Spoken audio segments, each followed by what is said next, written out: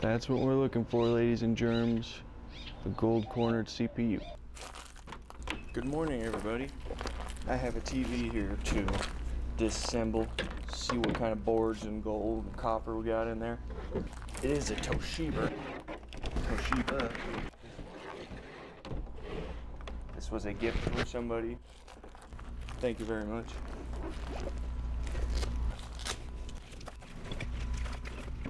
Let's get it on. Got my trusty dusty screw bin. I don't know if I've ever really explained any of the stuff that's on the screen.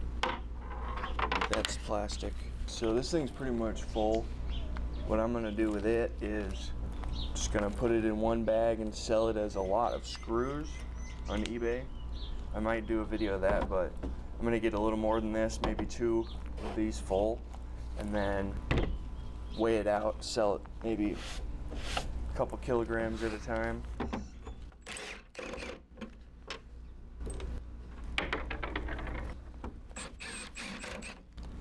This is quite a camera setup I have here. It's pretty fun setting stuff up. I got these screws down here. So yeah, there's money to make at every turn in scrapping. I'm doing it more as a hobby, just because it's fun to take stuff apart and you can make money while you do it.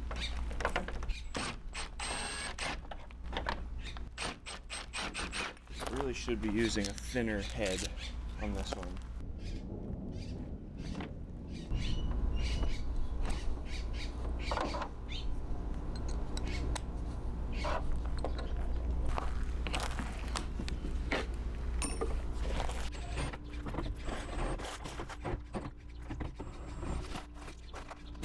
I want to check out the power cord real quick. It is integrated, so if this were one that I could unplug easily, or unplug at all, I would maybe save it, but since it's connected to the motherboard, I'm just gonna cut it and use it for copper.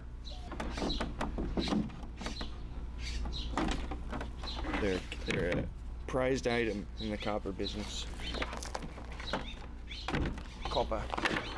I'm gonna go ahead and take off the stand.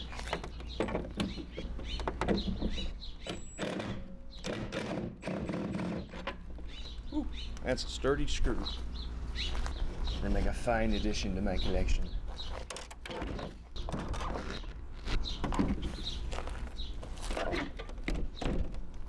This is all plastic. There's a little metal in there. Probably not worth taking the time unless you really wanted to. Screw it. Or unscrew it. Alright. Pop that piece of tin. This will go into the recycling.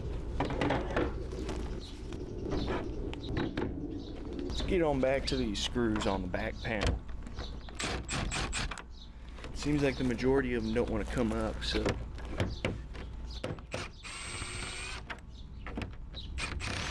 I mean, they'll come up, but they ain't sticking to the screwdriver.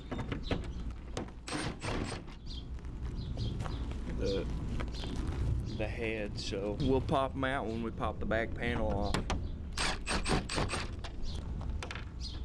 That's plastic. Don't want that. And usually there's a screw. There's with this screw. That's the one we need. One more, it looks like. Forward.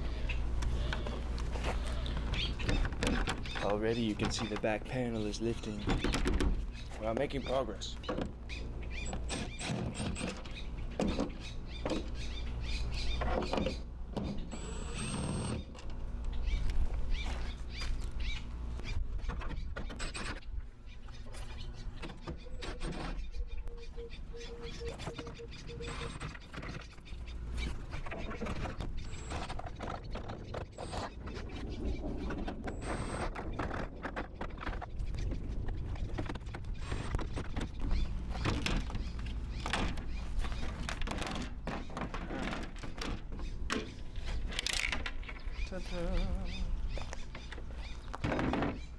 It went all the screws.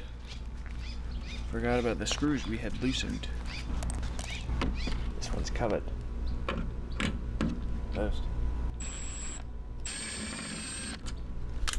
Oops.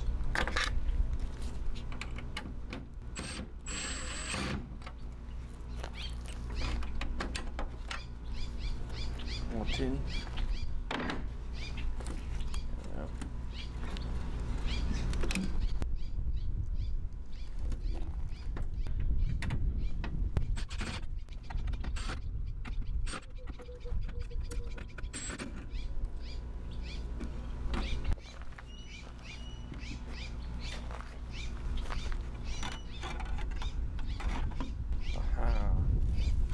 There's a lovely board.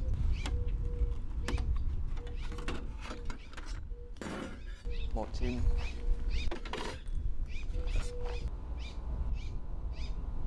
Board number 1.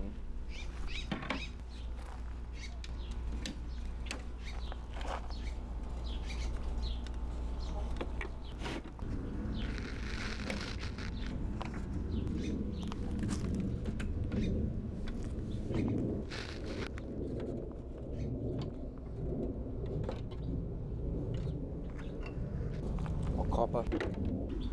Since this TV was manufactured 13 years ago, I reckon we can just snap these zip ties. Would that it was so simple. Let's get the screws on the chip.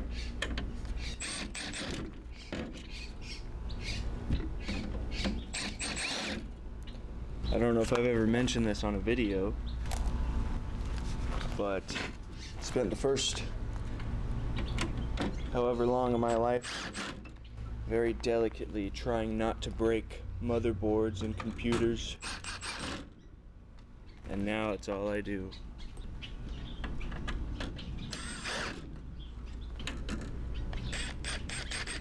Oh, look at that. It's gross. This is the one that the power cable went into. Sometimes these power boards are the ones you can resell. I found an LG TV that must have been $2,000 when it was brand new, and even a couple months ago it was going for $60, just the power board. So maybe be careful when you take these off, because people will have a TV. If you spent $2,000 on a TV, it's 10 years old or 13 years old, still works great, but you know you can spend 50 bucks on a new chip, have it work like brand new. It's a 4K ultra whatever, right? So keep an eye out for this kind of stuff. Power boards, you never know what people are willing to just drop a load of cash on. But for my purposes, I'm pretty much just gonna sell them in bulk or take the little bits of copper and stuff. But that's another venture for another day. Alright, now this part of the TV is usually, from what I can tell, the light boards. A lot of TVs will have them on 2 sides, and they'll even connect a lot of the time. The older the TV, the more likely it is that there will be fluorescent tubes in here. So I know I joked about it in a previous video, but don't breathe this stuff in. Don't break it if you don't have to. Worst comes to worst, you just get some chips and some copper and some metal, and you don't have to worry about breathing in mercury and all that jazz. But as you can tell, there's a little bit of copper in here, and it looks like it's a pretty thick gauge on the copper wire, so that's pretty good.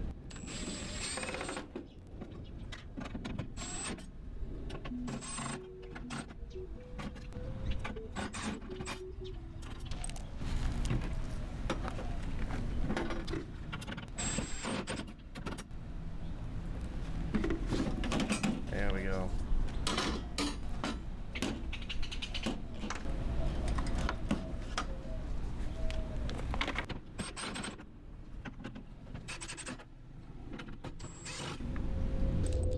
I can see already. It looks like they're connected to light bars underneath, and it sounds like they might already be broken, so I'm just gonna yank it off. Don't do this. Okay, that's interesting. They are all intact, and we can see the ends. Not sure how well you can see it, but the tips of the fluorescent tubes are exposed. I've never seen this before, but now that I know on a TV I'm taking apart doesn't have broken bulbs, I'm just going to take the boards and run. If they were already broken, I would probably try to get all the metal and everything else, but A lot of times you just break the light bulbs taking it apart, so safety third, right? Right then, next board. Normally I wouldn't just leave what I'm filming out in the sun, but let's try it. Now, having taken a couple of these apart in my day, I know that there is some fun stuff usually underneath these things or underneath the coax bit. I don't know what all it is, but it looks nice and it's fun to break.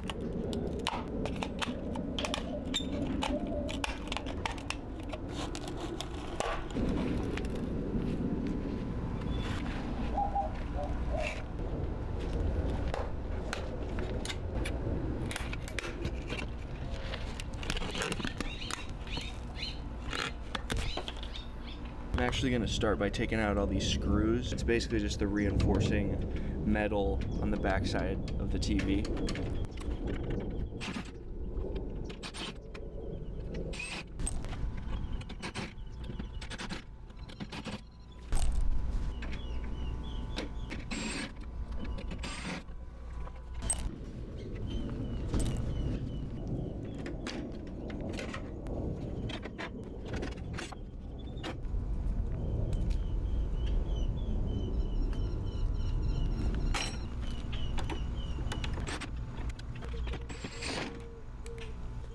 So I got the fastening metal off, and I believe I got most of the screws on the board off. This cable here came off the power board, so take that off. Move these guys, and our board's free.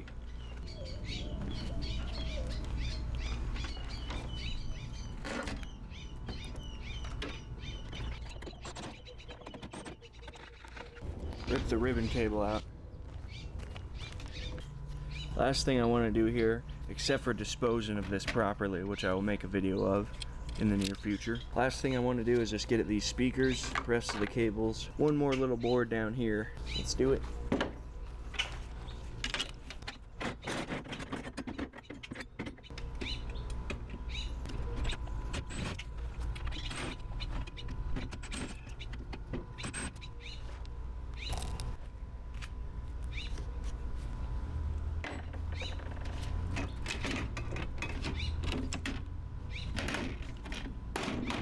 Nice and heavy boy.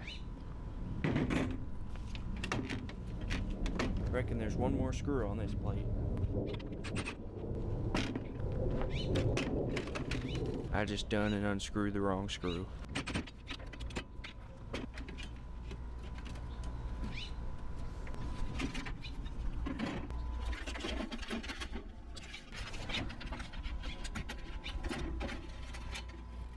Huh.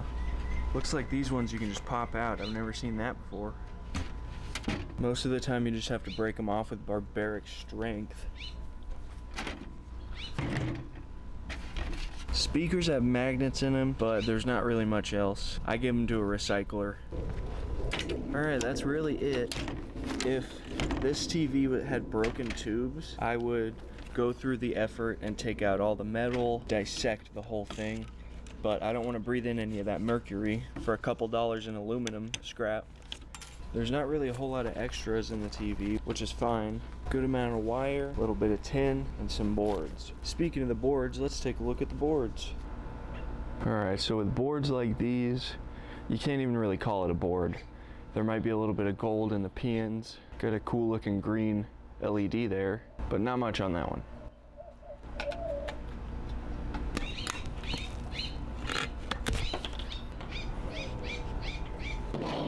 We lost a couple capacitors, but there it is.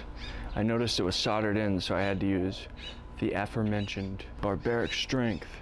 Now, leaving this on the board would increase the price of the board, but if you're selling the chips all together, take the chip off. If you want gold, that's where gold is. However, I'm going to leave the chip on because I'm going to try to sell the boards in bulk. But yes, we shall see how it goes. So this is the one I mentioned earlier, powers the light boards. Right there, that looks like ceramic and surface gold.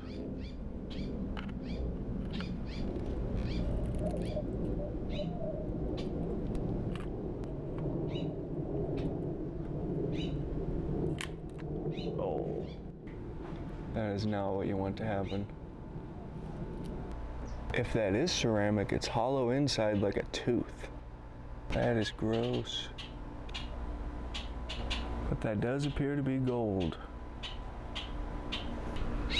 This is the first one I took off. There's definitely some gold in all of these connector ports, and you can even see those dots, and I believe those are where the screws go in, the gold right there. But if you can see gold, keep it. And it looks like there's another weird hollow tooth with gold on the ends. So that's a decent board. It's got some processors. It's not any of the ones that are of high value, but every little bit goes a long way. And again, copper. Here, and here seem to be heat sinks. I've taken some of them off before, and it looks like there's some sort of gold plating on all of these things here, or some sort of plating. Might be worth saving. Then we got some thick copper in there. That's nice copper in there.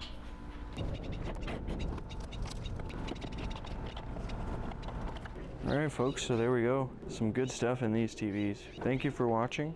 More videos to come, more time lapses, investigative journalism, and more. Take care guys. Don't forget to subscribe.